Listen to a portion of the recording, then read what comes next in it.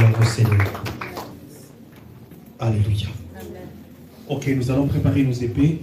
La parole de Dieu, nous allons écouter la parole du Seigneur ce matin, en cet après-midi, et qui va encore nous faire du bien, qui va nous fortifier dans sa présence.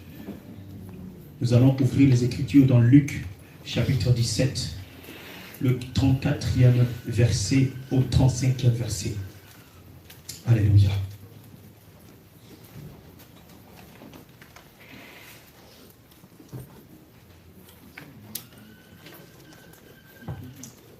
Luc 17, 34 à 35.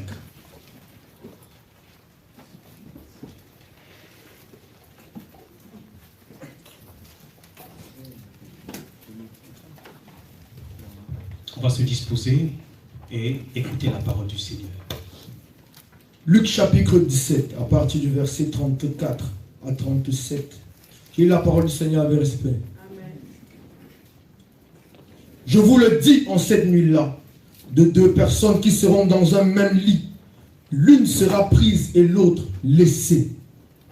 De deux femmes qui moudront ensemble, l'une sera prise et l'autre laissée. De deux hommes qui seront dans un champ, l'un sera pris et l'autre laissé.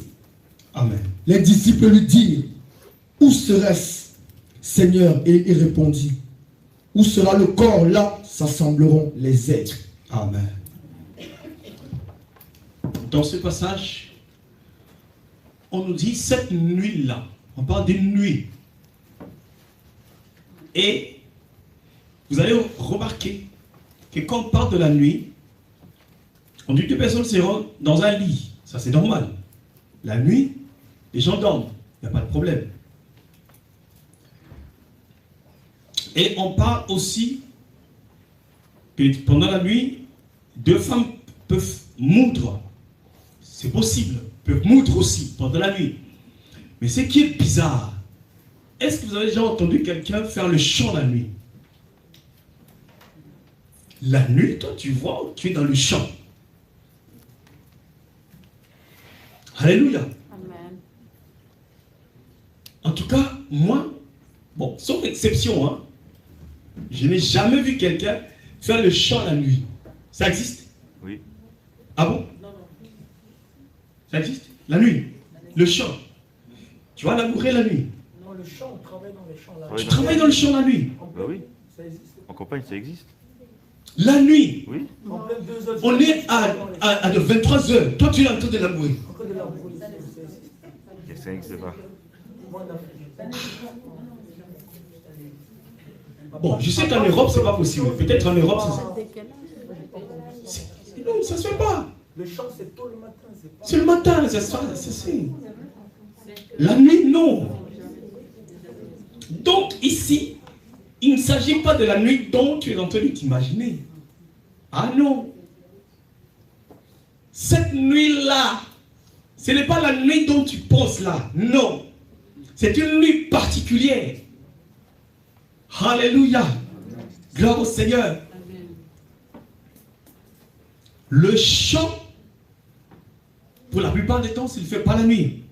Donc, il s'agit d'une nuit particulière.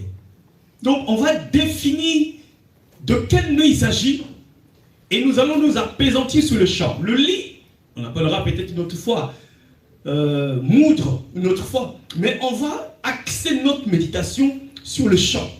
Il s'agit de quelle nuit et il s'agit de quel chant? Amen. Voilà la base de notre méditation de cet après-midi. Nous allons parler de l'ivraie et du blé. Alléluia. Amen. Gloire au Seigneur. Vous allez comprendre que tous les messages qui sont sortis aujourd'hui, le Seigneur avait anticipé sur ce message. L'ivraie et le blé. Amen. Nous allons lire la parole du Seigneur. Nous allons commencer par définir le chant d'abord, avant que nous puissions définir la nuit. De quelle nuit il s'agit? Le chant. Nous sommes dans Matthieu, chapitre 13, verset 24. On peut lire même jusqu'au verset 30.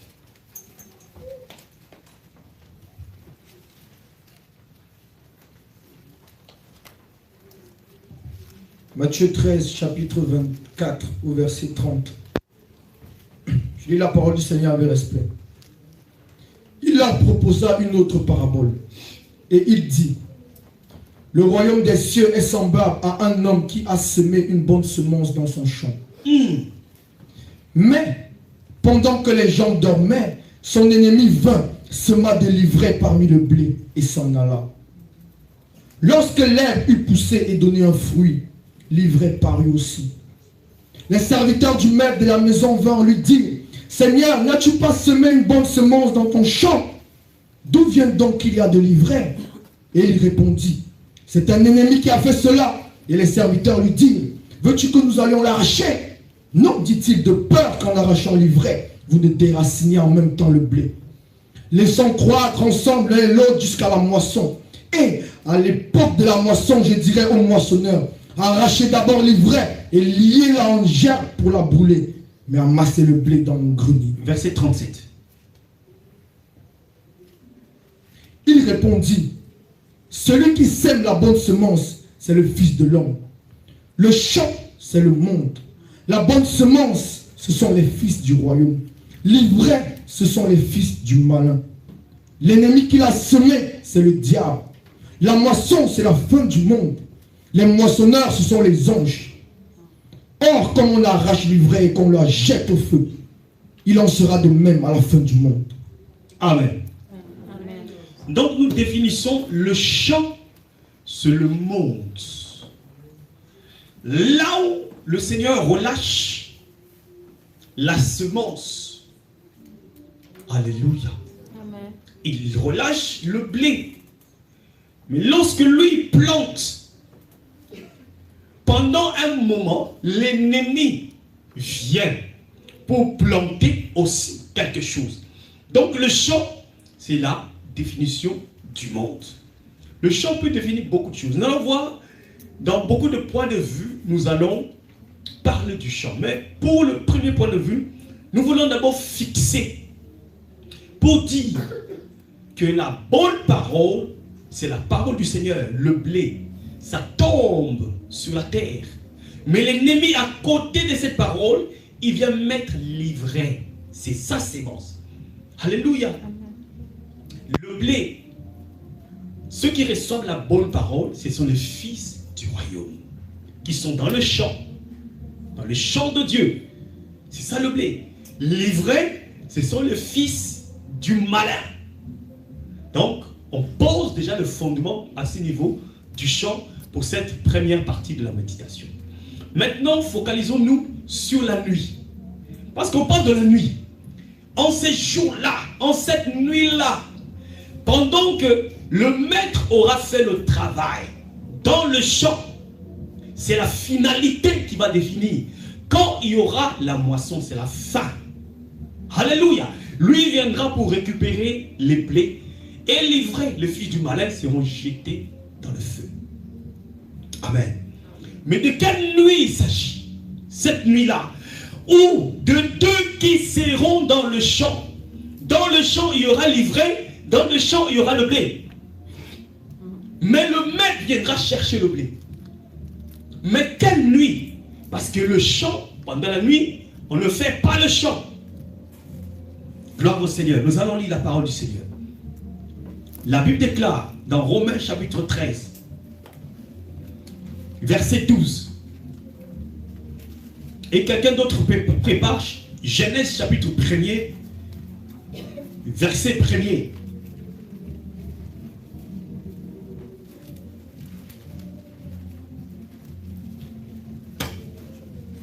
« 13, 12.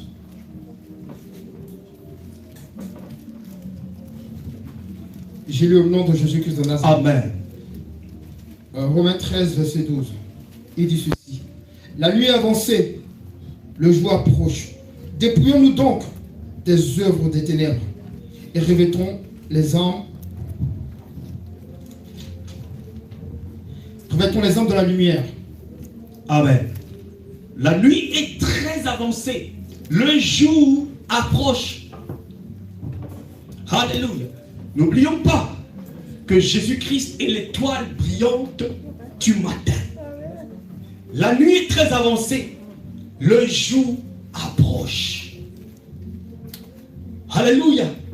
L'approche du Fils de l'homme est là. Il revient bientôt.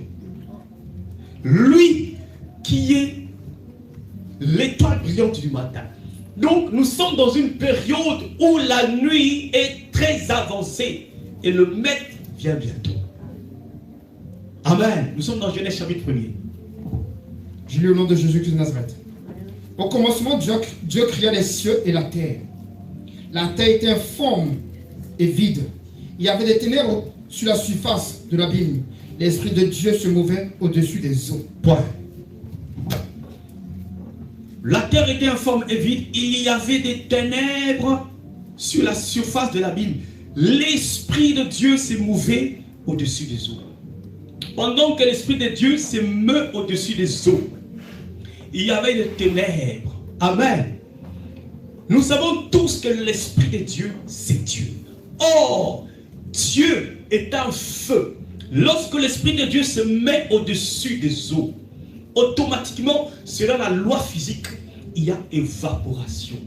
Alléluia. Les eaux, selon Apocalypse chapitre 17, ce sont des peuples, des langues, des tribus. En gros, c'est le monde sur lequel l'Éternel des armées se meut. Alléluia. Ceux-là qui seront impactés par le feu et qui vont s'évaporer, ce sont ceux-là qui seront enlevés. Mais ceux-là qui vont refuser l'impactation, l'influence du feu de Jésus-Christ de Nazareth, vont rester dans la terre. Donc, cette évaporation se fait au moment d'un ténèbre. Quand on parle de la nuit, quand on parle de ténèbres, c'est au moment où le Fils de l'homme vient pour chercher son église. Donc quand on parle de la nuit, c'est le temps marqué prophétiquement du retour du Seigneur Jésus-Christ. Il était en train de parler donc de cette nuit-là prophétique dans laquelle lui doit venir. Pendant ce temps-là, plusieurs de deux qui seront dans le lit, de deux qui seront dans le champ, de deux qui vont moudre, pendant que lui va venir, en cette nuit prophétique-là, il prendra un et laissera l'autre. Parce qu'il avait déjà prédit, sa venue se passera au moment, ce qu'on appelle au temps du soir. Bon. Normalement, ça ne devait pas poser de problème pour vous. Ah, Jésus revient, ce problème. C'est problématique du temps du soir. Est-ce qu'il y a quelqu'un qui n'a pas compris? Je sais que l'homme de Dieu qui est là, tu n'as pas besoin que tu sois là. Amen. On va approfondir pour l'homme de Dieu. Lui aussi, c'est la première fois. On va approfondir un peu.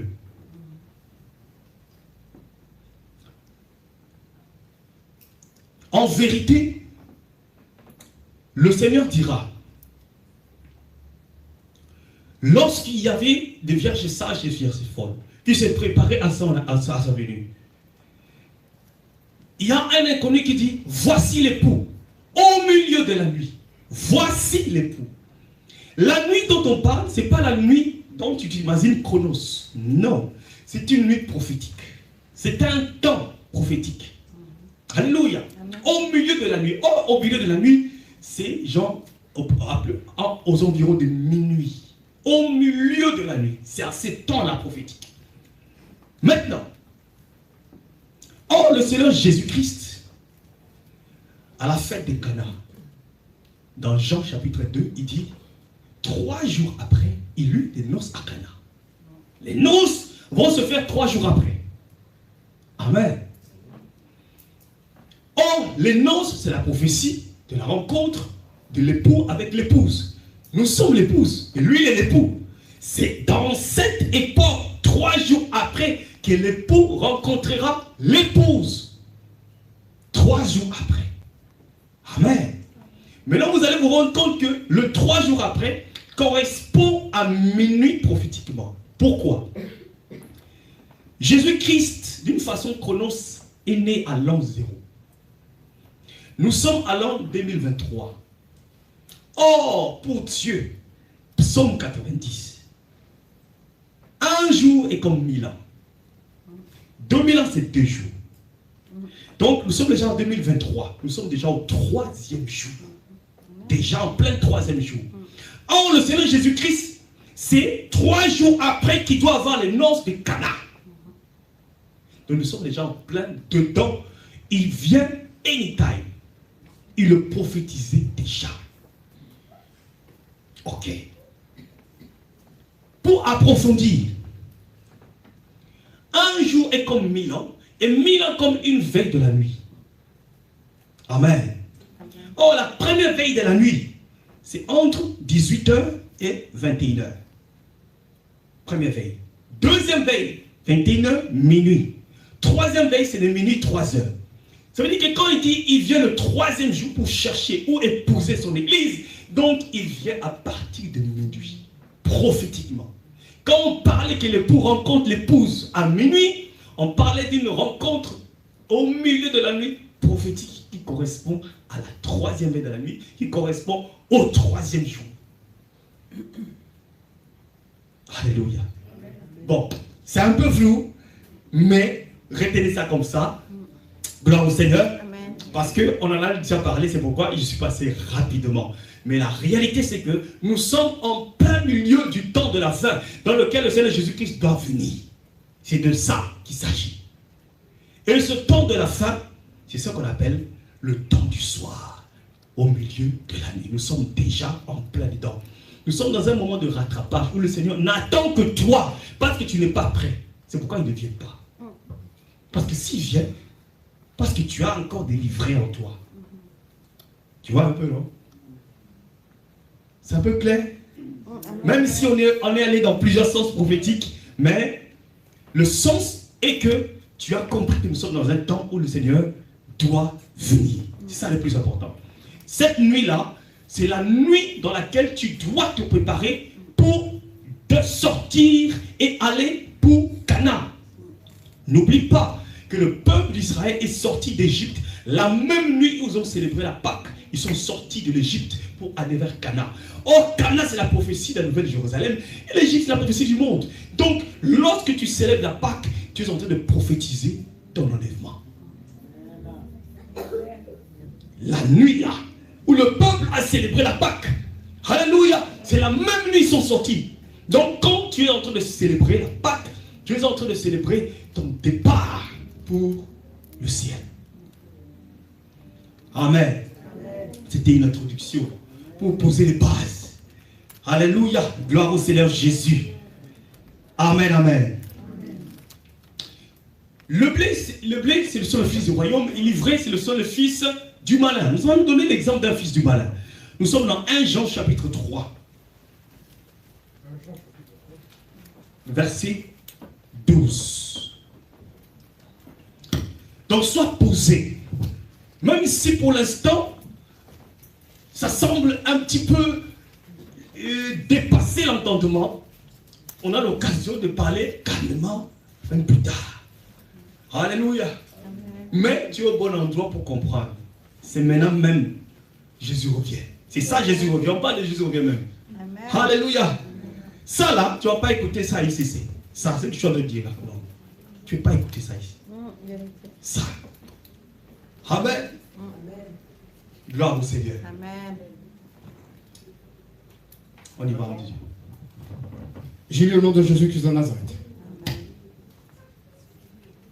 Et ne ressemblait pas à Caïn, qui était malin, et qui tua son frère. Pourquoi le tua-t-il? Parce que ses œuvres étaient mauvaises, et que celles de son frère étaient justes. Amen. Vous vous rendez compte que on présente Caïn comme le fils du malin parce qu'il a voulu tuer son frère. Il a tué même son frère. Donc on se rend compte ici que les fils du malin veulent toujours étouffer les fils de Dieu. L'ivraie veut toujours étouffer le blé. Abel avait la sémence de blé. Caïn, c'est là qu'il est écrit, la sémence du malin. Voilà combien il vient tuer son frère. Alléluia. Amen. À la veillée, on a parlé de cette histoire. Quand tu constates dans une famille des querelles, des divisions, des rivalités, c'est l'heure de la sorcellerie. Le malin est déjà là. Il est déjà présent. Alléluia. quelqu'un peut se poser la question, mais ici, focalise-toi, on parle de l'ivraie et du blé. Fils du malin, fils de Dieu. Parfait. Qui sont dans le champ. L'objectif est que quand Jésus-Christ viendra cette nuit-là, il prendra ses propres fils. Donc il faut sortir de la nature d'ivraie pour être la nature de blé. Tu vas te rendre compte que dans le monde, l'ivraie et le blé reçoivent tous la même pluie. Ah! Jésus. Amen. On ouvre une parenthèse. Caïn, n'est-ce pas, il a cultivé, il a offert. Abel aussi a offert. Mais pourquoi Dieu lui aussi? Il accepte Caïn, mais il n'accepte pas Abel. Mais les deux, ils ont offert. Hein, maman? Puis le pauvre. C'est ça. Le problème, c'est au niveau de la prophétie.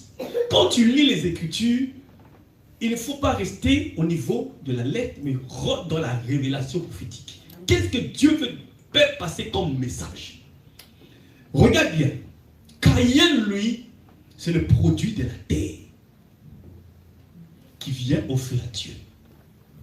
Abel, il prend les troupeaux pour donner à Dieu. Or, quand on parle du troupeau, l'agneau qui est sacrifié, on voit Jésus-Christ de Nazareth, qui est livré pour nos péchés. Abel, en faisant cet acte-là, est en train de prophétiser l'intérêt du ciel pour l'humanité. Il parlait déjà de l'arrivée du Jésus-Christ de Nazareth pour aller racheter nos péchés. Mais l'autre, bien sûr qu'il a offert, mais prophétiquement, il parlait des intérêts de la terre. Chaque fois que tu es en train de valoriser les intérêts de la terre, sache que tu deviens ennemi de Dieu. Dieu ne peut pas agréer ton offrande, ne peut pas agréer ta prédication, il ne peut pas agréer ta prière, parce que ta prière est basée sur les intérêts du monde, l'intérêt charnel. Me marier, avoir une voiture, la terre, ton problème c'est, tu veux la terre, ton offrande, ta prière. N'est-ce pas la prière? C'est le fruit de nos lèvres. Tu es en train d'offrir à Dieu les choses de la terre. Et ça, c'est pas agréable. Pendant que l'autre regarde l'intérêt du ciel, il veut que les âmes puissent être sauvées. Il veut que le serviteur se lève pour aller évangéliser. Il affectionne son intérêt pour les choses des cieux. Cette personne-là est agréable au Seigneur. Voilà la différence entre l'ivraie et le blé. Donc si toi tu es venu dans Jésus, va venir pour te marier, tu te trompes. Tu ne vas pas être enlevé. Tu as compris? Si tu as compris, tu peux acclamer le Seigneur Jésus. Alléluia. Amen. C'est dans ça. Alléluia. Si quelqu'un fait la théologie, tu lui donnes ça, il ne peut pas. Parce qu'il faut entrer dans la prophétie. La plupart de ceux qui font la théologie sont dans la lettre. C'est pourquoi ils ne comprennent pas. Ils ne peuvent pas comprendre que Jésus-Christ est Dieu. Il est le Père. Et ils sont dans la lettre. Mais il a dit qu'il est fils de Dieu. Bon. Donc la théologie, ça te permet pas de connaître le Seigneur Jésus-Christ en vrai. Donc, nous bénissons le Seigneur. Nous sommes donc en présence ici du blé et de l'ivraie. Le Seigneur voudrait que nous puissions valoriser les choses d'en haut. Nous voulons un peu savoir. Le Seigneur Jésus-Christ a cette habitude de parler des choses du quotidien. Un cultivateur est sorti, il a planté, une partie est tombée sur le chemin, une partie est tombée sur les épis. Il parle du quotidien, mais pourquoi cette fois-ci il a parlé du blé et de l'ivraie? Parce que lui, il utilise toujours des exemples contemporains. Je suis sûr, s'il était dans notre époque, il allait dire, bon, vous allez voir une fusée, vous allez voir un avion. Il allait utiliser des exemples comme ça. Mais à leur époque, il parlait d'une barque. Il parlait d'un pêcheur. Parce que ça leur parlait, c'est leur époque. Oui, mais il faut maintenant comprendre mais pourquoi il a parlé de l'ivraie et du blé. Et là, je fais une petite recherche. Je suis allé voir chez un cultivateur. En France, il y a beaucoup de cultivateurs. Je me dis, comment le Seigneur, c'est lui de toute façon qui a créé toutes choses. Il sait pourquoi il parle ivraie, pourquoi il parle blé. Le cultivateur, je regarde dans son article, qu'est-ce qu'il dit? C'est un article qui est apparu dans le 10 juin 2020. Il dit, il parle de l'ivraie. Il dit, l'ivraie est inutile, envahissante, toxique. À l'époque, les qualificatifs des livrets ne sont pas très glorieux.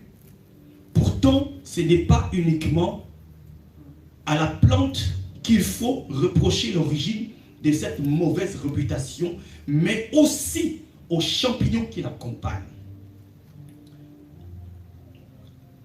Et il dit que l'ivraie était le résultat d'une métamorphose malheureuse du blé ou de l'orge, récoltée par inadvertance en même temps que le blé. Récoltée en même temps que le blé, elle se retrouvait régulièrement dans le pain et provoquait de vertige. L'ivraie là, ce sont les agriculteurs. Moi je suis allé chercher chez eux, c'est eux les experts. Ah oui, dans l'ivraie, ça faisait un peu, quand tu mets ça, ça provoque des vertiges. Une perte d'équilibre et des tremblements, donnant l'impression que la personne était ivre.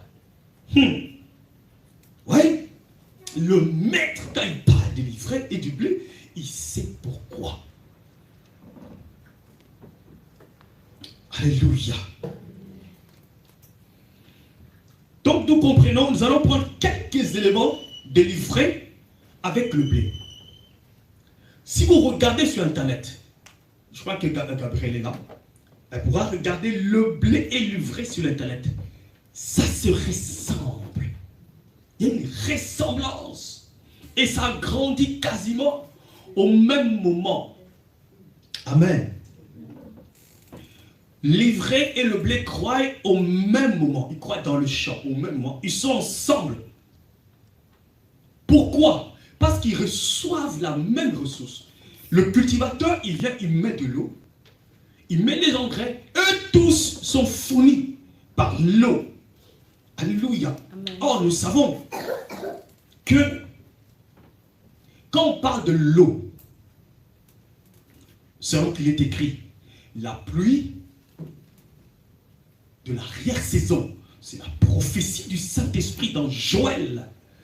Alléluia. En ces jours-là, je répondrai de mon esprit sur toute chair. Alléluia.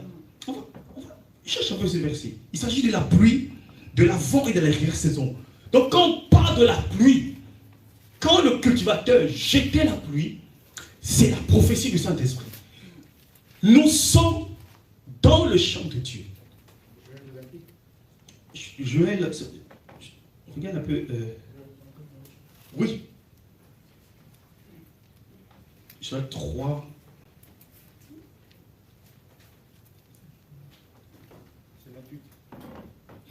Amen.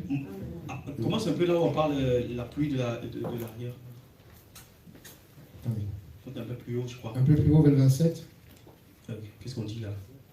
Le 27. Et vous saurez que je suis au milieu d'Israël, que je suis l'Éternel votre Dieu, qu'il n'y a point d'autre.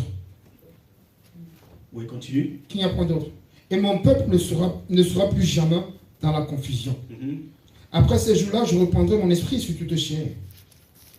Vos fils et vos filles prophétiseront. Je pense que ça doit être plus haut, la pluie de l'avant et l'arrière-saison. Ok. Ok. Je pense que c'est à partir du 23. Et vous, enfants de Sion, soyez dans l'allégresse, réjouissez-vous. Réjouissez-vous en l'Éternel votre Dieu. Car il vous donnera la pluie en son temps. Il vous enverra la pluie de la première et de l'arrière-saison. Amen. Donc, quand le Seigneur parle de la pluie, C'est ça le Saint-Esprit.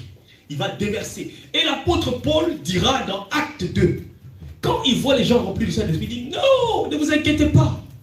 Ne vous inquiétez pas. Dans Acte 2, chapitre 14, Acte chapitre 2, verset 14, alors Pierre se présentant avec les 11, leva la voix, leur parla en ces termes.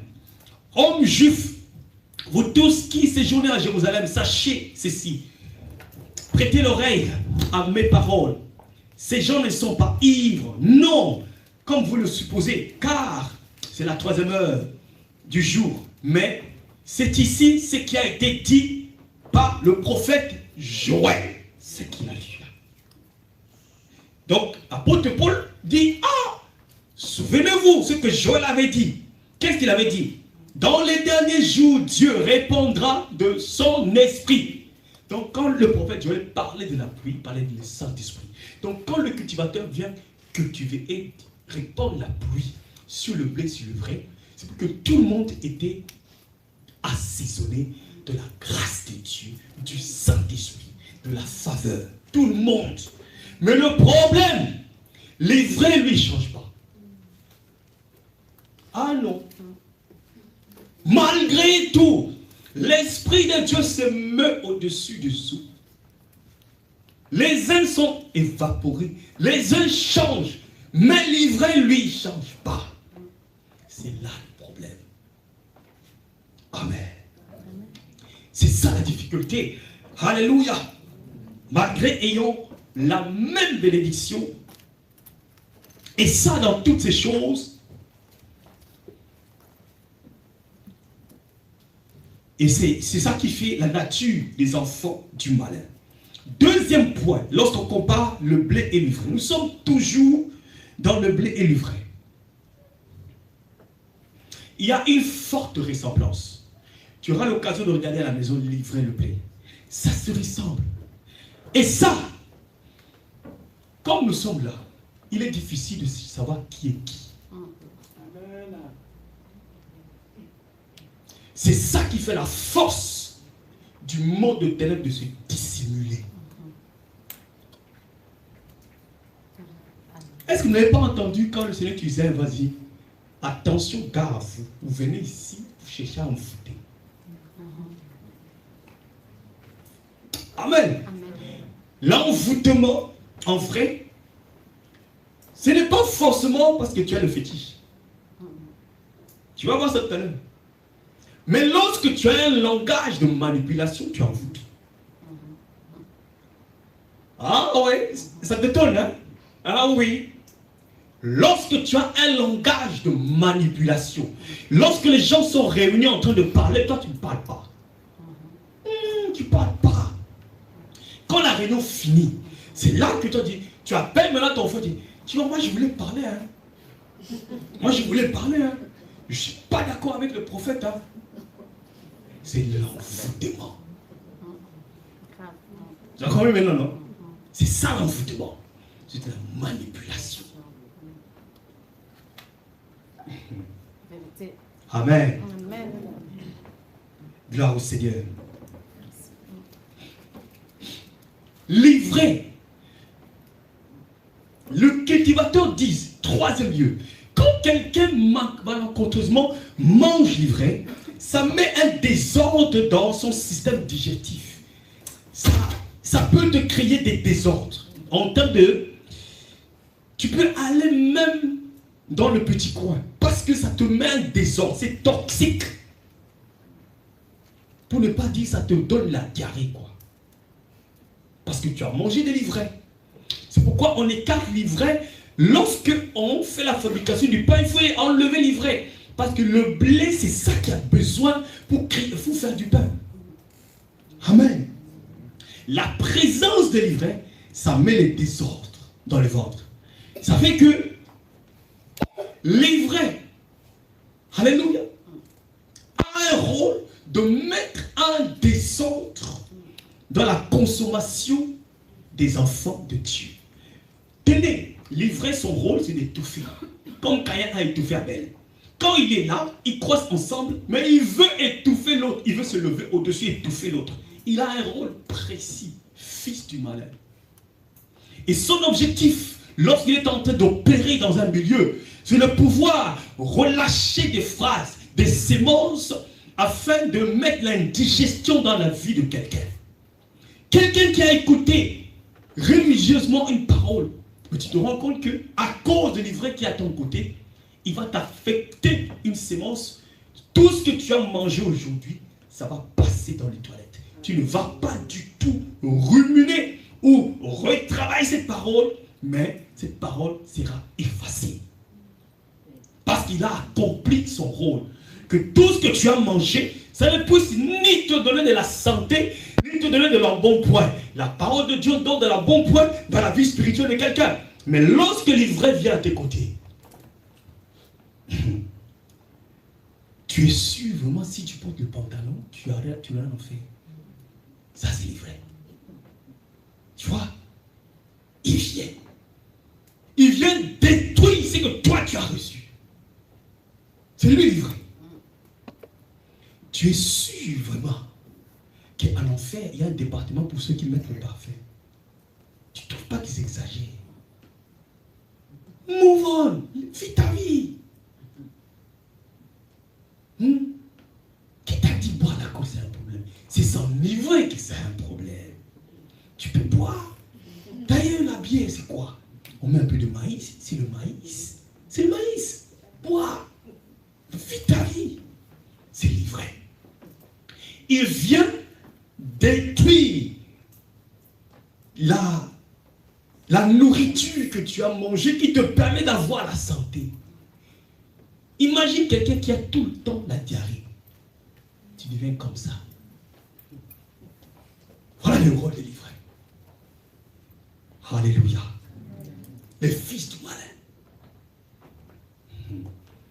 C'est pas pour rien quand le Seigneur parlait de l'ivraie. Il sait ce que l'ivraie fait dans l'organisme d'une personne. Tu ne peux pas garder ça. Ça va te perturber la digestion.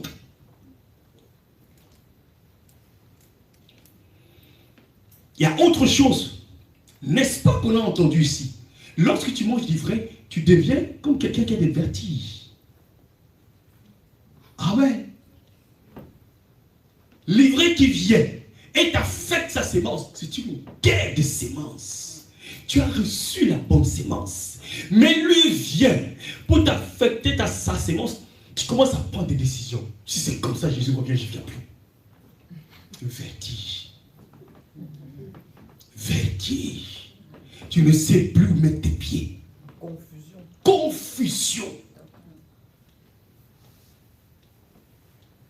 Tu vois le rôle de l'ivraie? Alléluia. Alléluia. Tu as compris maintenant? L'ivraie est là pour ça. Je ne viens plus. Il faut laisser les gens vivre. Vous aussi. Attendez. On ne doit pas fêter les anniversaires. On ne doit pas fêter Noël. Le 31, on ne fête pas. Mais comment on va vivre? L'ivraie. Laisse-moi Gabriel. Il y a une ivraie à tes côtés. Attention, hein. Alléluia. C'est ça, l'ivraie. Quand le Seigneur parlait là, lui savait. Il connaît la caractéristique de chaque plante. Et comment est-ce que la plante affecte chacun. Donc vous avez compris qu'il y a deux types de personnes. Les fils du malin et les fils de Dieu. Des deux qui seront dans le champ, qui seront abreuvés par le Saint-Esprit, par la parole de Dieu. L'un partira, l'autre ne partira pas. Parce que le Saint-Esprit va se mouvoir sur les eaux en ce temps-là, en cette nuit-là, au temps de l'enlèvement. Toi qui es ivraie, tu ne partiras pas, le blé partira. Parce que le blé produit quoi? Le pain. Lorsque le blé est là, il y a la parole de Dieu. Le pain, c'est la parole. Mais l'ivraie produit ce qui est toxique. Quand il te lâche une parole comme ça, tu regrettes d'avoir parlé avec cette personne. C'est ça l'ivraie. Poison. Flèche. Alléluia. On a compris maintenant? Blé ivraie. Amen. Amen. Donc, fais attention. Esther, C'est là. Tu as compris? L'ivraie, même à l'école, il y a ivraie. Hein? Amen. Faites attention, hein, les filles. Amen. Nous allons chuter, terminer cet enseignement par ce qu'on appelle l'esprit de contrôle. Maintenant que tu as compris le blé livré, le diable utilise le même principe de Dieu pour t'affecter maintenant un esprit de contrôle. Il sait que tu es un blé. Tu as appelé à des grandes choses. Tu as appelé à aller au ciel. Il dit, comme l'autre là a dit dans sa parole, lorsque le blé pousse, l'ivraie doit pousser. Donc moi j'utilise en tant qu'opposant le même principe. J'affecte à chaque nature, à chaque maison, à chaque personne un livret. Donc dans l'église, le diable affecte aussi l'ivraie, ses enfants qui viennent perturber les filles du royaume. C'est ça l'ivraie. Amen. C'est pourquoi nous parlons de l'envoûtement. L'envoûtement. L'ivraie, son rôle, c'est d'étouffer, d'envoûter. Vous vous rendez compte? Joseph avait une grande destinée. Grande destinée. Ses propres frères. Ce n'est pas d'ennemis propres. Jaloux de Joseph. Ils prennent Joseph, ils le mettent dans un puits. Non content de l'avoir mis dans un puits, ils le vendent chez les Égyptiens et les Ismaélites.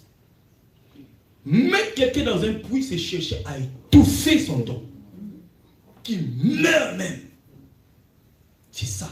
Est-ce que ça ne se fait pas dans ta famille? Quand tu veux émerger, il y a toujours, soit la force du monde de ténèbres et des sorciers, c'est la confiance. Tu fais tellement confiance à ton frère, à ton père, à ta mère. Tu ne peux jamais soupçonner que c'est eux-mêmes qui sont la base de ton étouffement.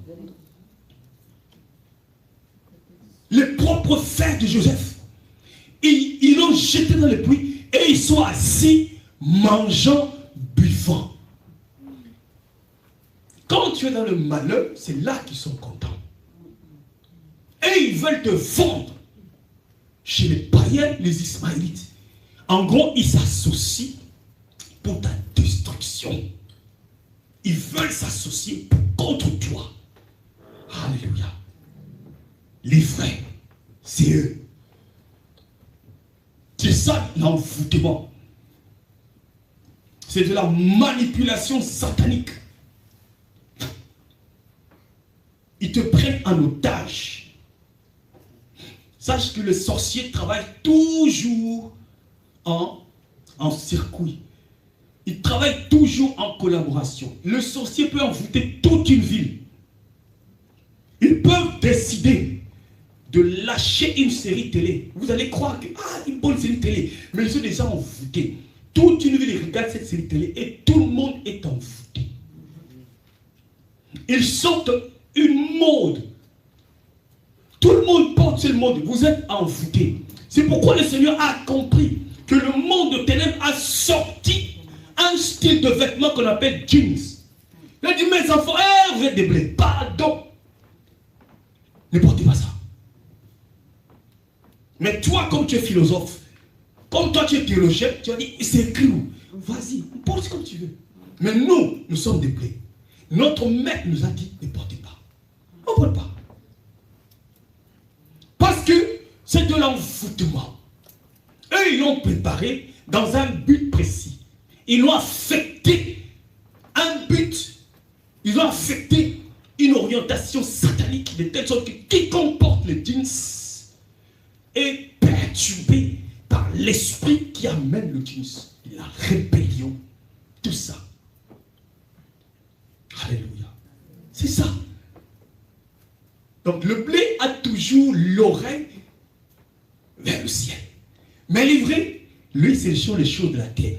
Vous aussi, est-ce que les gens ne peuvent pas vivre? Si je porte le jean, c'est pour mon plaisir. Je n'ai pas fait quelque chose à quelqu'un. Quand je porte mes collants, c'est pour me faire belle. Est-ce que moi je dis tort à quelqu'un? C'est-à-dire que la personne raisonne terrestrement. Mais nous raisonnons par rapport au ciel. C'est ça. Donc à partir d'aujourd'hui, lève ton regard vers le ciel. Nous savons que le monde de ténèbres utilise toute forme de miroir, des radars contre nous. Mais ici, nous voulons nous apaisantir sur une particularité. Nous connaissons les miroirs, les radars, toute forme d'insectes pour nous contrôler. Un Africain avertissait ça. Voilà. Amen. Il sait. Voilà. Il sait que non, il y a tout ça. Mais nous voulons aller dans un sens assez particulier.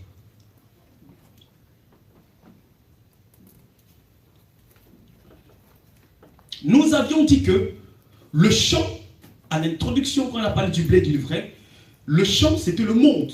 Mais ici, nous voulons préciser autre chose. Le champ est aussi l'église. 1 Corinthiens chapitre 3, verset 8.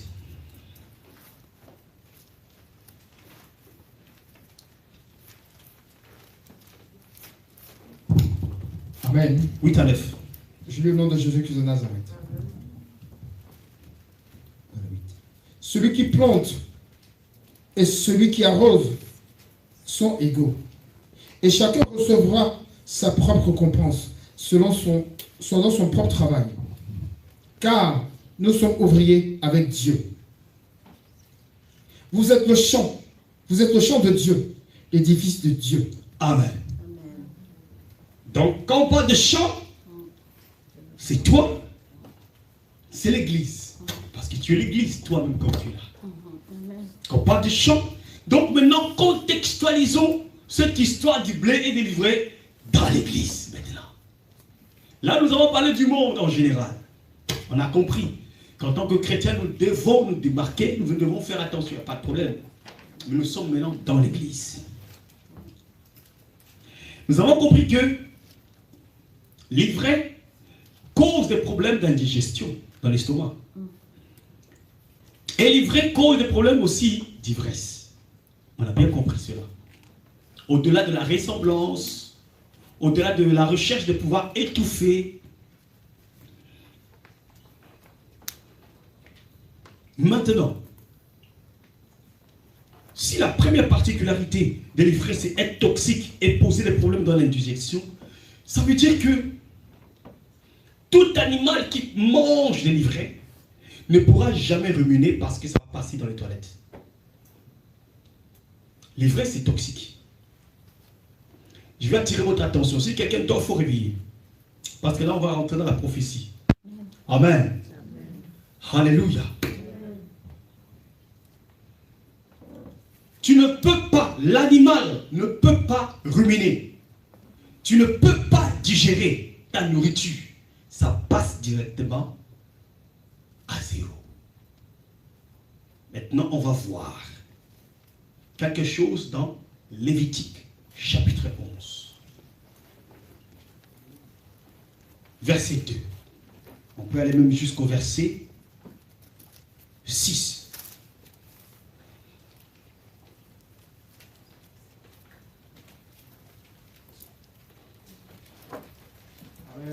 Amen.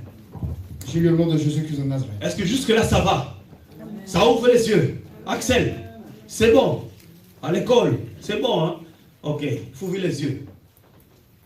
Gloire au Seigneur. On y va. J'ai lu le nom de Jésus. Amen. Lévitique 11, verset 2. Vous parlez aux enfants d'Israël et dites, voici les animaux dont vous mangerez, parmi toutes les bêtes qui sont sur la terre. Vous mangerez de tous les animaux. Vous mangerez de tous les animaux. Vous mangerez de tout animal. Voilà, ok. Vous mangerez de tout animal qui a la corne fondue. Qui a la côte fondue. Ouais. Qui a la corne fondue. Le pied fendu. Le pied fendu. 2. Et qui rumine. Qui rumine. 3. Mais vous ne mangerez pas de ceux qui ruminent seulement. Ou qui ont la corne fendue. Seulement. Je vais continuer. Ah, ok, je crois que tu l'as terminé. Seulement. Bon, on peut se limiter là. Quand vous allez continuer, vous allez rendre compte que le Seigneur donne les exemples d'animaux à manger ou à ne pas manger. Parce que pour le Seigneur, la corne doit être fendue, les sabots doivent être fondus et l'animal doit ruminer. Et là, pour le Seigneur, cet animal est pur. Mais quand l'animal n'effectue qu'un rôle parmi les trois, c'est impur. Ne le mangez pas. Alléluia. Le Seigneur était déjà en train de... Vous savez, c'est pourquoi les gens disent, pourquoi on ne mange pas les porcs? Pourquoi on mange les porcs? Non, les amis. C'était l'ombre des choses à venir. Donc ceux qui sont en train de ne pas manger le porc, ils sont en train de gâter leur affaire pour rien. Il faut manger. Amen. Parce qu'en réalité, le Seigneur est en train de prophétiser. Quand un temps marqué à l'enlèvement, je viendrai pour chercher le blé et le frais, l'impur et le pur. C'est tout. Il le parlait déjà. Et pour savoir que quelqu'un est pur et quelqu'un est impur, c'est au niveau des corps, au niveau des sabots et au niveau du fait de ruminer. Les trois caractéristiques définissaient ton ticket pour l'enlèvement. C'est tout. Mais les gens se discutent pour des choses qu'eux-mêmes ne comprennent pas. Amen. Dieu n'est pas l'être, il est l'esprit. Amen. C'est ça le problème. Quand Moïse donnait ses lois, c'était pour que toi et moi, en ce temps-ci, nous puissions avoir l'intelligence ouverte pour comprendre pourquoi Dieu disait ça. C'est pour nous. C'est pour nous. Ces prophéties, c'est pour toi. Amen. Amen.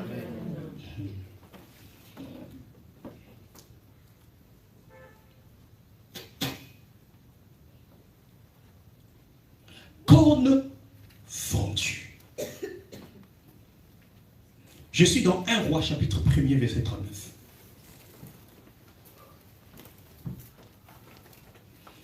Donc prête attention parce que là ça te catégorise si tu es pur, si tu es impur. Tu vas être enlevé ou tu vas rester ici. Alléluia.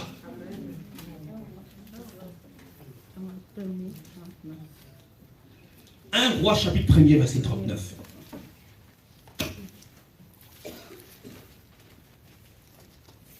Amen. J'ai le nom de Jésus-Christ de Nazareth. Amen. Le sacrificateur Sodak, oui, prit la corne d'huile dans la tente et y oignit Salomon, et sonna de la trompette. Et tout le peuple dit, vive le roi Salomon. On peut s'arrêter. La corne était utilisée pour oindre les prophètes, pour oindre les sacrificateurs. On utilisait la corne. Donc, quand on parle de corne, prophétiquement, on parle de l'onction qui se dépose sur un serviteur de Dieu. Quelqu'un qui n'a pas la corne, regarde, on a parlé même de le Seigneur a donné l'exemple de la lièvre. Regardez même sur Internet, la corne de la lièvre là, tu vas utiliser ça pour oindre quelqu'un. Non, ça ne passe pas. Le lapin, bon, tu vas utiliser sa corne comment? C'est-à-dire que tous les animaux qui avaient la corne fondue comme ça, on utilisait ces cornes pour oindre lui. Alléluia. De telle sorte que les prophètes puissent entrer en exercice. Donc quand on voit la corne, on voit l'onction d'huile. De la première caractéristique de quelqu'un qui est pur, selon la prophétie du temps de la fin, c'est quelqu'un qui a l'onction de Dieu et le cachet de Dieu. Si tu n'as pas le Saint-Esprit, tu ne peux pas être enlevé. Quand on parle d'animaux, on parlait de toi et de moi. Il fallait différencier. C'est avec cette corne qu'on utilisait, on oignait d'huile quelqu'un. Donc la corne, ici, est la prophétie de l'huile. Tu as oint d'huile ma tête. C'est ça. On utilisait des cornes. Même David. Alléluia. Comme Samuel vient, il prend la corne. C'est sur David. C'est lui. Oigné avec la corne. Amen. Le sabot fendu. Deuxième point qu'il faille savoir. Deuxième point.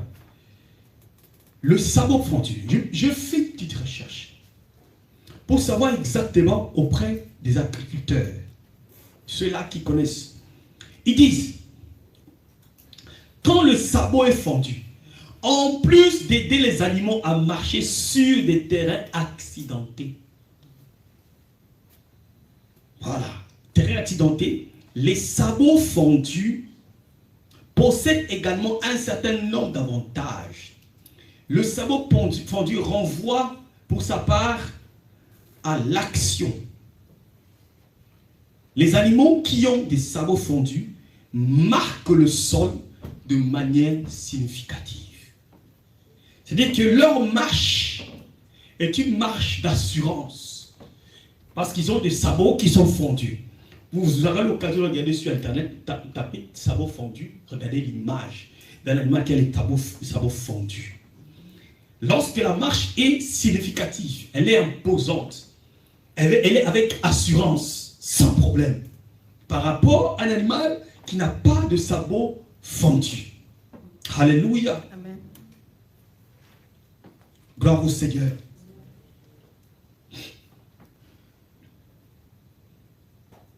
Donc nous voyons ici que le Seigneur, avec ce sabot, tu peux accepter des terrains difficiles, des situations difficiles, tu accepteras de les affronter sans problème, parce que tu as les sabots fendus.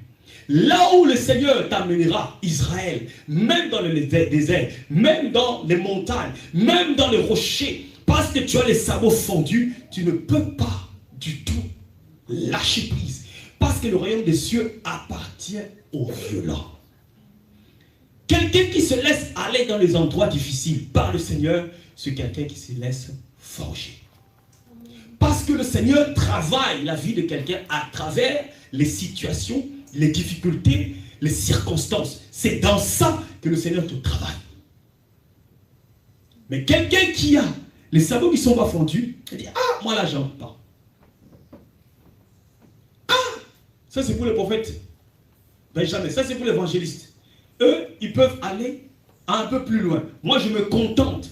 Or, si tu n'acceptes pas, est-ce que le Seigneur t'amène dans la profondeur, dans le désert, là où les choses sont difficiles, donc tu ne veux pas qu'il puisse te manipuler, qu'il puisse lui-même travailler. Alléluia. Comme l'agit devant le potier, donne-moi la forme qui te plaît. Mais pour qu'il te donne la forme, mais il doit t'amener dans des terrains, dans des lieux où c'est difficile, des circonstances où tu sens que c'est compliqué. Des terrains marécageux, des terrains compliqués. C'est là. Mais lorsque tu fais le choix des choses ou des endroits où tu vas aller, sache que le Seigneur ne pourra pas te saisir. Il ne te saisit pas. Parce que tu ne peux pas aller là-bas. Là-bas, toi, tu ne veux pas. Là, or, quelqu'un qui a les sabots fendus. Partout où le Seigneur l'amène, il va aller. Et ça va le forger. Il aura une nature travaillée. Comme Shadrach, Meshach, Abednego. Ils sont allés dans la fournaise ardente. Ce qui a fait que leur nature a été travaillée. Si c'était toi, tu allais refuser d'entrer dans le feu. Tu vois la différence entre ceux qui ont le sabot, comme ça, et les autres. Ceux qui ont le sabot fondu entrent dans le feu. Entrent dans la fournaise. Mais ceux qui n'ont pas le sabot fondu, ils disent, hey! Pardon. Pardon, roi, je vais m'agenouiller devant ta statue, c'est bon. Tu n'es pas. Tu vas lâcher. Tu vas lâcher en cours de chemin. Parce que ça devient difficile. Parce que ton mari t'a lâché. Tu vas renier la sainte doctrine. Tu vas renier. Parce que ça devient difficile. Le terrain là où on t'amène, ce n'est pas ton terrain. C'est difficile. Est-ce que quelqu'un a compris ça? Quelqu'un a compris? Quelqu'un qui a le sabot fondu, il va dans n'importe quel terrain. Les circonstances de la vie ne peuvent pas. Toi, parce que ta femme t'a abandonné, tu abandonnes la sainte doctrine. Celui qui aime son père, celui qui aime sa mère plus que moi, n'est pas digne de moi. Amen. Tu aimes le monde, tu aimes les choses du monde. Le sabot n'est pas encore fondu. Le terrain est là. Tu vas pas. Tu recules. Oh, quelqu'un qui a déjà tenu à la charrue, quand il regarde en arrière, il n'est pas digne. Donc toi, le sabot n'est pas fondu. Voilà un autre critère. C'est laisser travailler, c'est laisser façonner. Aller dans tout milieu où le Seigneur veut t'amener pour te façonner. C'est là le deuxième critère pour être pur. Donc vous comprenez que ce que le Seigneur est en train de proclamer là-bas, hein, c'était la prophétie de ce temps. Mais les gens ne comprennent pas. Il ne faut pas manger les porcs, il faut manger les porcs, il faut manger les porcs. Ça n'a rien à voir. Amen. Troisièmement, on parle de ruminer.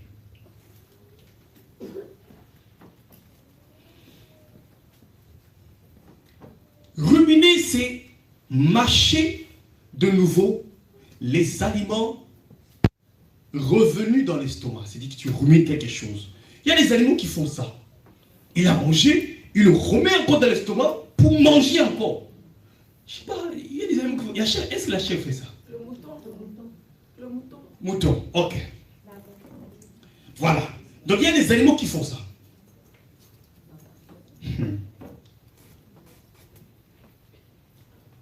Donc l'ivraie empêche de ruminer parce que tu ne peux pas faire revenir. On ne rumine que le blé. Or, quand quelqu'un rumine le blé, c'est la méditation.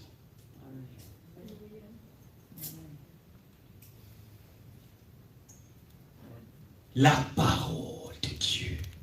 Le blé donne le pain. Oh, le pain, c'est la prophétie de la parole. Je suis le pain descendu du ciel. C'est lui la parole. Vous avez compris le critère? Premièrement, l'huile. Oh, l'huile, c'est la prophétie de la consécration. Consacrer. Comme on consacrait les prophètes. Deuxièmement, c'est quelqu'un qui accepte est-ce que le Seigneur puisse le façonner. Et le Seigneur, la seule façon de travailler le caractère, la mentalité de quelqu'un, c'est de t'amener des difficultés. C'est ça le moyen. Il a fait ça avec Israël. Il a mené au désert pour détruire la mentalité de l'Égypte. Ils ont traîné 40 ans pour enlever cette mentalité. Mais toi, quand on t'amène, tu touches un peu comme ça. Tu refuses. Donc tu ne veux pas qu'on te travaille. Deuxièmement. Troisièmement, la parole de Dieu. Tu ne veux pas qu'elle prenne place. Parce que quand la répétition, c'est la mère d'une science. Tu ne répètes pas. Tu ne veux pas que ça prenne corps. C'est pourquoi tu verras. Dans une prière, on dit feu, feu, feu, feu, feu. Tu sais pourquoi on fait ça? Il y a un secret dans le monde spirituel, dans la répétition. J'augmente le feu, je relâche le feu, je relâche le feu, je relâche le feu. Ça commence comme ça. Pam, pam, pam, pam, pam, pam, pam, pam. C'est ça. C'est pas un slogan. Oh, et là, il crie feu. Non, attention. Feu, feu, feu, feu, feu, feu, feu, augmente le feu, feu, feu, feu, feu. Ça là, si le Seigneur t'ouvre les yeux, tu vas avoir des étincelles qui commencent à venir jusqu'à ce que ça pop. Tu vois, quelqu'un qui était là, l'enfant qui était en train de t'en déranger, directement, boum. Parce que le feu a pris. Tu vois, c'est ça. La répétition là, ça prend encore. Quelqu'un vit par la parole. C'est ça. Ça doit te rappeler quelque chose. Alléluia. Amen. Ça te rappelle les trois critères. Le Seigneur qui l'a défini là-bas, il a encore défini dans Matthieu chapitre 25. Ce qui a été là-bas dans Lévitique, il a ramené dans Matthieu 25.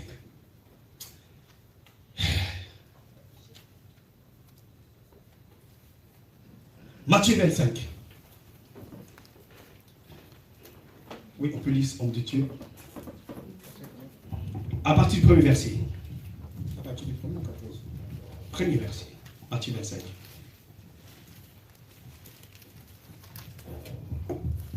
J'ai lu le nom de Jésus-Christ de Nazareth. Alors le royaume des cieux sera semblable à 10 vierges qui, ayant pris leur lampe, allaient à la rencontre de l'époux. Ah oui, continue. De l'époux. 5 autres, elles étaient folles, et 5 sages. Les folles, prenant leur lampe, ne prirent point d'huile avec elles. Mais les sages prirent avec leur lampe de l'huile dans les vases. Comme l'époux tardait, toute s'assoupit. On peut s'arrêter là. On va maintenant entrer dans la révélation pour comprendre que ce que le Seigneur disait, il parlait de ce qu'on a dit tout à l'heure. Le royaume des cieux est semblable à 10 vierges. Retenez vierges. Ils ont pris des lampes. Retenez des lampes. Ils allaient à la rencontre de l'époux. Ah, la rencontre de l'époux, c'est ça la rencontre de Jésus-Christ de Nazareth, c'est ça l'enlèvement. Le Seigneur parlait déjà de ce qui devait être enlevé. Il est décrit déjà dans l'Ancien Testament. Ce qui devait être pur. Alléluia. 5 d'entre elles étaient folles et 5 sages. Les folles prirent leur lampe et ne prirent point d'huile. Les sages, les vierges et sages sont les vierges qui ont pris l'huile. Nous allons maintenant parler. Donc l'huile, quand on parle de l'huile, nous avons vu que l'huile c'est l'onction. On s'est parlé de l'onction avec la corde. C'est la consécration. Alléluia. Nous avons vu que c'est avec l'onction que Moïse a oint les fils d'Aaron. Dans Exode 40, verset 14. Tu feras approcher ses fils et tu les revêtiras de tuniques. 15. Et tu les oindras comme tu auras oint leur père. Donc l'onction est importante pour que quelqu'un puisse être consacré à l'Éternel. Ça c'est un premier point. Deuxième point. Vierges sages. Ce sont les vierges sages qui ont rencontré l'époux, qui ont été enlevées. Tous les deux étaient sages et étaient vierges. Les unes étaient folles, les autres sages. La différence entre sage et folle, c'était au niveau de l'huile. Amen. Vierges sages ont pris la lampe avec l'huile. Folles ont pris la lampe sans l'huile. C'est ça la différence. Or, lorsque tu prends la lampe avec l'huile, cela veut dire que tu veux te laisser travailler par le Seigneur. Parce que tu veux que cette parole que tu as reçue, parce que la lampe c'est la prophétie de la parole de Dieu. C'est là qu'il est écrit, ta parole est une lampe à mes pieds. Amen. Quand tu prends maintenant la lampe avec l'huile, donc tu te laisses, tu te mets à part pour le Seigneur. Tu es sage pour Dieu. Nous allons lire dans 1 Pierre chapitre 2, verset 9.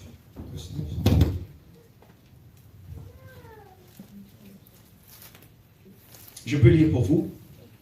Il est écrit, vous au contraire, vous êtes un sacerdoce, une race élue, un sacerdoce royal, une nation sainte. Vous êtes un sacerdoce royal. Or, pour que tu sois royal, il faille que l'onction d'huile soit sur toi. Tu sois mis à part. Tu te laisses travailler afin d'accomplir une fonction. Tu es sage parce que tu as reçu la parole de Dieu comme tout le monde ici. Mais tu laisses maintenant que cette parole puisse te travailler. Tu amènes donc la parole avec son huile. C'est ça la sagesse. Oh, celle qui est folle, elle a seulement la parole. Elle écoute la parole, mais elle ne rajoute pas au-dessus de la parole l'huile. Elle se borne à écouter, mais elle ne veut pas que l'impact de la parole puisse s'attacher à sa vie. Ça veut dire, tu as pris la lampe, mais tu n'as pas pris l'huile. Tu te bornes qu'à écouter, mais tu ne laisses pas cette parole travailler ta vie. Tu n'es pas sage. Vous avez compris maintenant que ça rejoint ceux-là qui ont des pieds fendus. C'est ça la sagesse. Tu laisses le Seigneur travailler à travers sa parole en toi. Tu reçois comme tout le monde la parole de la sainte doctrine. Mais pourquoi l'onction, l'impact de cette parole n'est pas visible en toi? Tu n'es pas consacré. Tu ne te laisses pas travailler. Ce que tu es ici, ce n'est pas ce que tu es là-bas. Tu vois? C'est ça. Il dit, ah, quand je viens à l'église là, je m'habille d'une certaine manière. Quand je sors, je sais comment je m'habille. Tu vois, si tu as une différence, tu ne veux pas. Donc voilà, la Vierge qui est folle. L'ivresse. Il y a encore des livrés. Amen.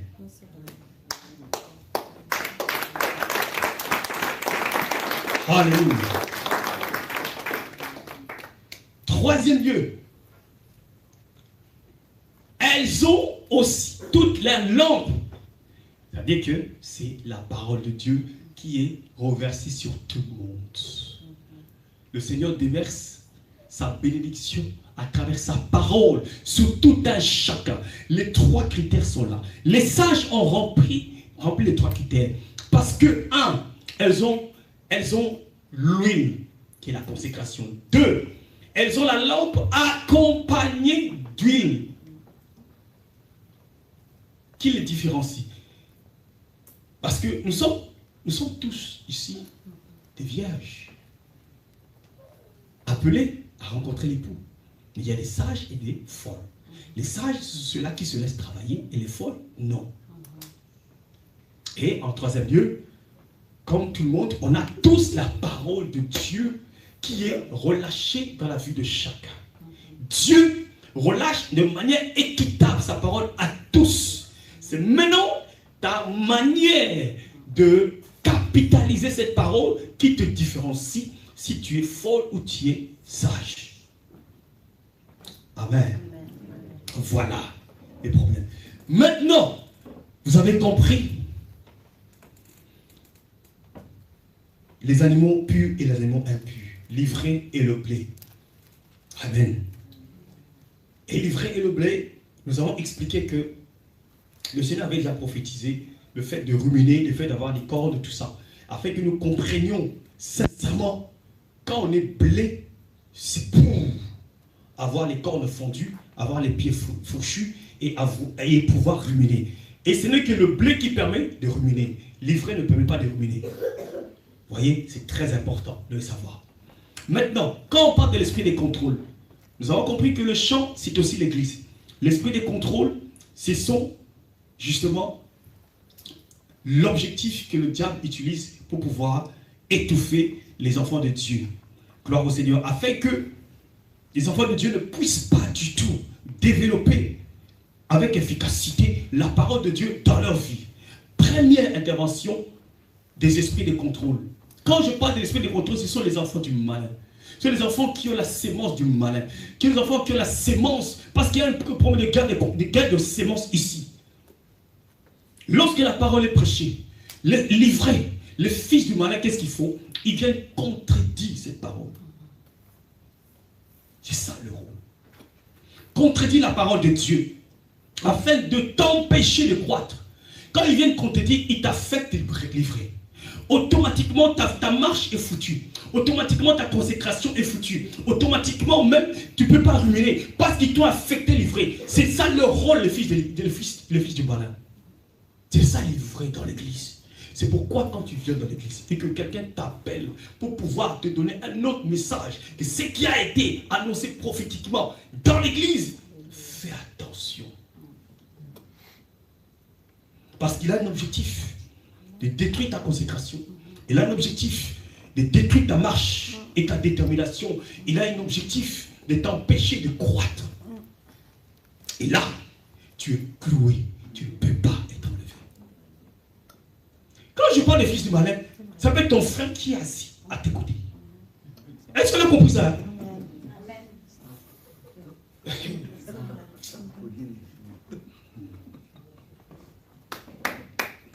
Amen.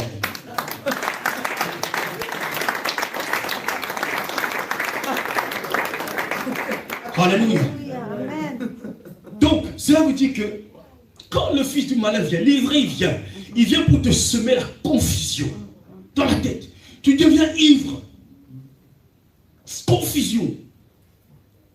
Tu vois quelqu'un qui était de bonne foi, un matin, il dit non, c'est fini. Le fils du malin passé là. Fais attention. Ça y va de ton salut. Amen. Il faut faire très très attention. Alléluia. Ça c'est une première catégorie. Gloire au Seigneur. Ce sont des personnes conscientes et qui ont la sémence de la sorcellerie parce que commencent à te manipuler. Commencent à te manipuler pour que toi. Et en plus, ces genres de personnes ne quittent pas l'église, mais ils te font quitter l'église. Et ils viennent vérifier. Ils disent, ah ouais, tu as bien fait de partir, mais toi tu es toujours ici. Tu vois, c'est là le problème. Eux, ils vont te faire quitter. Mais eux, ils savent leur mission.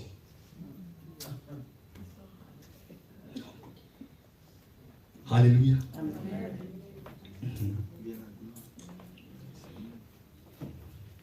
Gloire au Seigneur. Ce que je dis ici, ce sont des mots dans plusieurs églises de la Sainte Doctrine. Le diable se donnait une tâche de lâcher l'ivraie dans l'assemblée. L'objectif, c'est de prendre des gens qui sont faibles d'esprit, faibles dans la foi, et les accoster dans un coin et de relâcher l'ivraie. Tu commences à raisonner. Tu commences à être étourdi, livré, la folie, et tu prends des décisions. Mais eux, ils sont toujours là. Vous voyez? Attention. Gloire au Seigneur Jésus. Alléluia.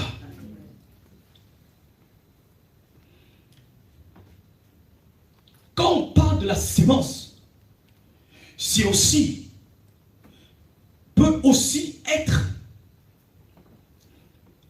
les personnes avec qui tu es né dans une même lignée, parce que c'est l'homme qui donne la sémence et la mère reçoit.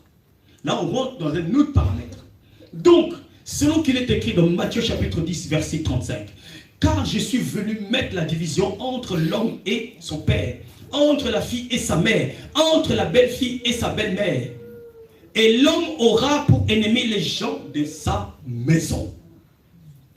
Dans ta propre maison, dans ta propre famille, le diable va susciter des personnes qui vont vouloir te décourager. Dans ta propre famille. C'est ça les esprits de contrôle. Alléluia. Des esprits de contrôle. Dans ta propre famille. Le diable les positionne à tes côtés. Au nom de la confiance, au nom de la proximité, ils vont te faire réfléchir. Ça, c'est la deuxième catégorie. Ce sont des agents qui sont là, que le diable met à tes côtés, dans ta famille, des propres frères, pour pouvoir te faire tomber. t'encourager à rentrer dans tes vomis. Lorsque nous regardons même comme exemple dans le jardin d'Éden, dans le champ, le serpent était l'animal le plus rusé. Mais c'était un animal qu'on côtoyait, mais il était rusé. Et le serpent utilisait cette proximité avec Ève pour déformer la parole du Seigneur. C'est ça un esprit de contrôle. À côté de toi, alléluia, dans ton environnement, pour déformer. Non, vous ne mourrez pas, mais vous serez comme des dieux. Ils étaient déjà comme des dieux. Il a transformé et les a fait chuter. Donc c'est pourquoi il faut faire très attention. Il faut être prêt à pouvoir, à la limite, accepter une séparation en termes de croyance et de détermination pour le salut. Ce n'est pas parce que c'est ton grand frère que tu dois être un béni oui-oui. Parce que c'est lui que le diable va utiliser au nom de sa position, au nom de l'argent qu'il a, au nom de la proximité qu'il a à côté de toi, au nom du fait que c'est lui qui te pourvoit, il peut te manipuler de telle sorte que tu ne puisses pas accepter la parole de Dieu. C'est le diable qui fait ça. Amen. Esprit de contrôle. Le premier esprit, c'est vrai, il y a des démons de contrôle, des esprits qui sont là.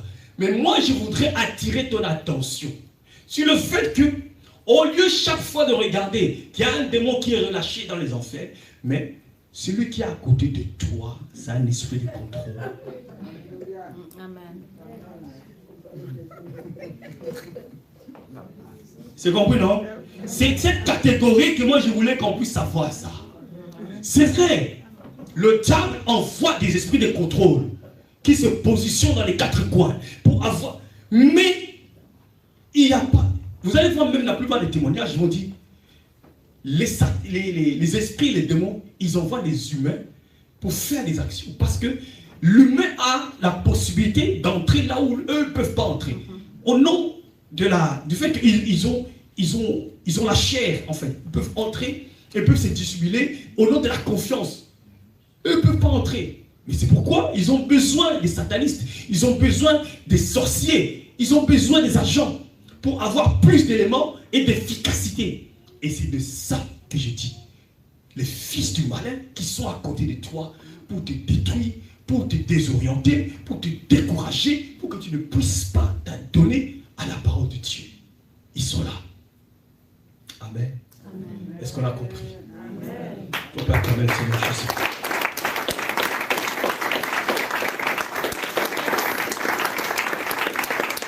Amen. Alléluia. Gloire au Seigneur. Amen. On va se lever pour remercier le Seigneur. On va remercier le Seigneur. Lui dire merci. Ce message est déjà une délivrance pour toi. Amen. Alléluia. C'est une délivrance pour toi. Amen. Nous avons déjà compris. Quand tu as saisi ça, tu as compris que le diable, tu peux utiliser n'importe qui contre toi. Ça te permet d'être éveillé. Et rends grâce au Seigneur. Élève ta voix. Commence à dire merci au Seigneur Jésus pour ce message que tu as entendu aujourd'hui. Gloire au Seigneur Jésus. Seigneur, je te dis merci. Je te rends toute la gloire. Je te rends toute la gloire. Merci Adonai. Merci, ô éternel Dieu des armées. Merci le lion de la tribu de Juda. Le véritable Dieu. Alléluia. Je te dis merci Seigneur. Merci notre Dieu. Que toute la gloire te revienne. Merci Seigneur Jésus. Merci. Alléluia. Pour ton amour, pour ta bonté, pour ta fidélité. Dans le nom de Jésus. Amen. Tu vas répéter après moi. Tu vas dire Seigneur Jésus. Je te dis merci pour cette parole. Aide-moi Seigneur à toujours être révélé, être vigilant, à tenir ferme, à me consacrer dans ta parole. Aide-moi Seigneur, assiste-moi, parce que tu as dit, c'est toi qui crées le vouloir et le faire. Selon ton bon vouloir, je bénis ton nom. Dans le nom de Jésus. Dans le nom de Ce que j'ai reçu aujourd'hui, que j'ai reçu je aujourd'hui, le scelle dans mon cœur. je le scelle dans mon cœur, Afin que, afin que, en temps opportun, au temps opportun, je puisse le ruminer. je puisse le ruminer, Je puisse le manger. je puisse le manger. Sans qu'il est écrit Sauf qu'il est écrit que ce livre de la loi que ce livre de la loi ne s'éloigne pas de ta bouche. s'éloigne point de ma bouche. Médite-le Médite-le pour jour et nuit, jour et nuit, pour agir fidèlement, agir fidèlement, selon ce qui est écrit. selon ce qui est écrit. Au nom puissant de Jésus. Amen. Tu acclames le Seigneur Jésus. Alléluia. Gloire au Seigneur. Amen. Alléluia.